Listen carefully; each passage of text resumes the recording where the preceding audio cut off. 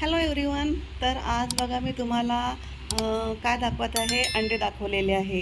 तर अंड्याची भाजी ही तर प्रत्येकालाच येत असते. तर इथे मी 5 बॉईल केलेले अंडे घेतलेले आहे आणि इथे 2-3 अशा लवंग घेतलेले आहे, मिरे घेतले आहे आणि मिरची घेतलेली आहे. तर ही जी अंड्याची रेसिपी आहे, तर ही ग्रेव्हीवाले पण अंडे नाही आहे, अंडा भुर्जी पण नाही आहे. तर बघा इथे लवंग दाखवत आहे, मिरे दाखवत आहे आणि साईडला मिरची घेतलेली आहे 4-5, कांदे भरपूर प्रमाणात घेतलेले आहे आणि कोथिंबीर घेतलेली आहे आणि साईडला तुम्हाला अंडे दिसतच आहे.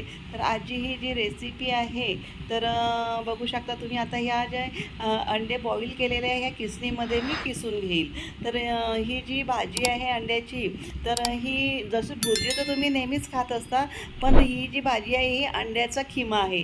याच्यामध्ये पहा बरं, मी चमच्यामध्ये जिरं घेतलेलं आहे आणि हे जे अंडे तुम्हाला मी दाखवत आहे आता हे मी किसणीने किसून घेईल. या प्रकारे पूर्ण अंडे बघा मी किसत आहे. तर या प्रकारे आपल्या अंड्याचा जसा खोबऱ्याचा किस पडतो त्या प्रकारे हे अंड्याचा किस पडत आहे.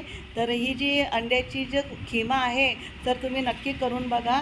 पण हे अंड्याचे बघा, एवढे अंडे मी पूर्ण 5ही अंडे किसून घेतलेले आहे, एवढा त्याचा किस झालेला आहे. इथे मी साईडला तिखट, मीठ, हळद, गरम मसाला घेतलेला आहे आणि चवीनुसार मीठ घेतलेलं आहे. तर या 5 अंड्याचा एवढा मोठा त्याचा किस पडलेला आहे मी. तर बघा तुम्ही.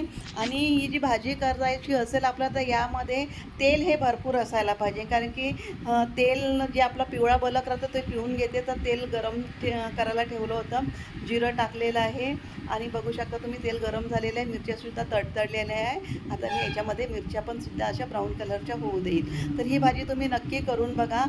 भुर्जी तर प्रत्येकाला माहीतच असते, पण हा खिमा जर तुम्हाला किसायची नसेल तर त्याची अशी छोटे छोटे बारीक बारीक पीस करू शकता तुम्ही.